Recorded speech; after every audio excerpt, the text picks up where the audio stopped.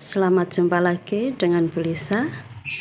Kali ini kita akan membahas bagaimana cara menyelesaikan soal-soal limit trigonometri.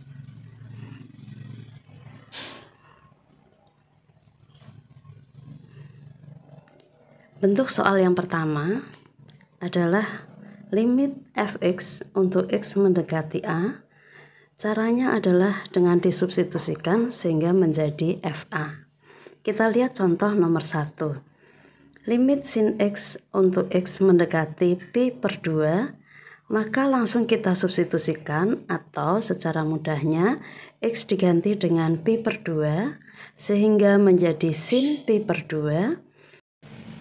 Besar sudut pi per 2 itu sama dengan 180 derajat dibagi 2, yaitu 90 derajat.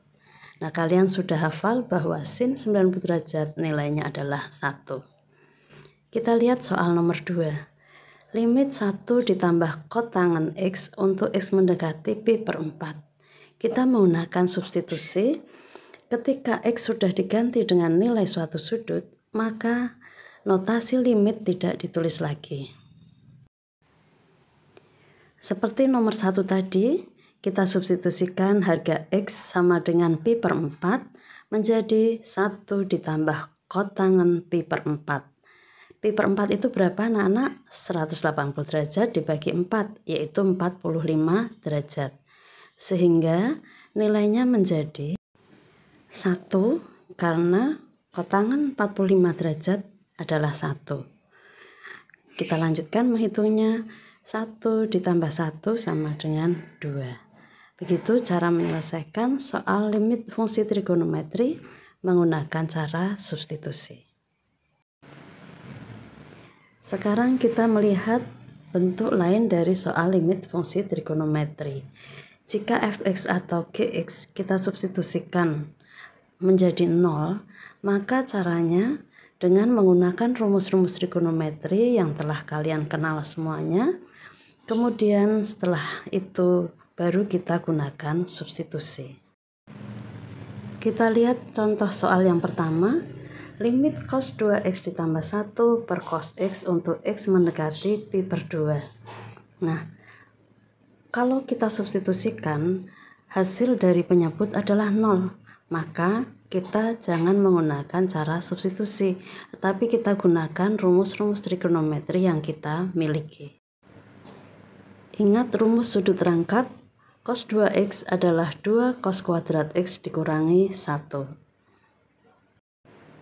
Kita buka kurungnya, maka dikurangi 1 ditambah 1 hasilnya 0, sehingga tinggal limit 2 cos kuadrat x dibagi cos x untuk x mendekati pi per 2. Perhatikan bahwa pembilang dan penyebut ada faktor yang sama sehingga bisa kita coret, sehingga pembilang menjadi 2 cos x sementara penyebutnya menjadi 1 atau tidak usah ditulis. Bentuk sudah sederhana, maka langkah selanjutnya adalah substitusi. X diubah menjadi pi per 2 menjadi 2 cos pi per 2. Cos pi per 2 sama dengan cos 90 derajat dan cos 90 derajat adalah 0. Sehingga perhitungannya menjadi 2 kali 0 sama dengan 0. Mudah ya? Kita lanjut contoh soal nomor 2. Limit kosekan kuadrat x dikurangi 2 dibagi kotangan x dikurangi 1 untuk x mendekati pi per 4. Kita ingat-ingat rumus dari kosekan kuadrat adalah 1 ditambah kotangan kuadrat x. Maka kita ubah kosekan kuadrat x menjadi 1 ditambah kotangan kuadrat x. Sehingga pembilang menjadi kotangan kuadrat x dikurangi 1. Dikurangi 1 dari mana? Silahkan kalian cari sendiri ya.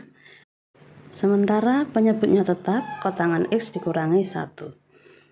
Pembilang kotangan kuadrat x dikurangi 1 dapat difaktorkan menjadi kotangan x ditambah 1 dikali kotangan x dikurangi 1. Nah, kalian lihat ada faktor yang sama yang bisa dicoret.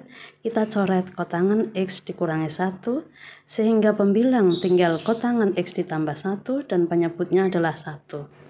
Langkah selanjutnya X diganti dengan pi per 4 sehingga menjadi kotangan pi per 4 ditambah 1. Kotangan pi per 4 berapa? 1 ya.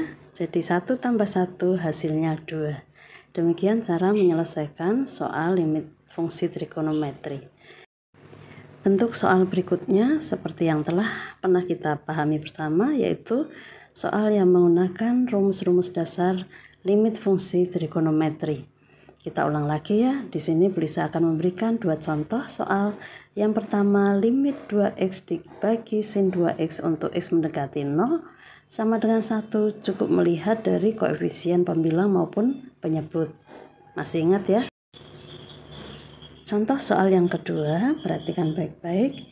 Limit 1 dikurangi cos x dibagi x sin x untuk x mendekati 0. Tidak bisa langsung kita cari nilainya, harus diubah menggunakan rumus trigonometri yang kita miliki. 1 dikurangi cos x adalah 2 sin kuadrat setengah x.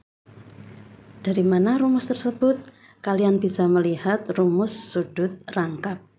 Demikian juga untuk penyebutnya, sin x diubah menjadi 2 sin setengah x cos setengah x, itu juga rumus sudut rangkap. Nah, sekarang kita perhatikan ternyata faktor pembilang dan penyebut ada yang sama, bisa dicoret.